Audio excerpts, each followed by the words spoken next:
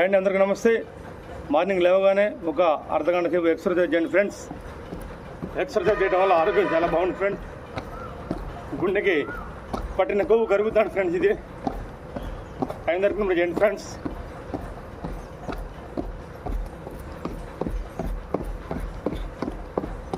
మీరందరూ కూడా తగినప్పుడు చేయండి ఫ్రెండ్స్. ఏం కాదు, ఆరోగ్యం మీ మహాభాగ్యం అన్నారు మన పెద్దలు.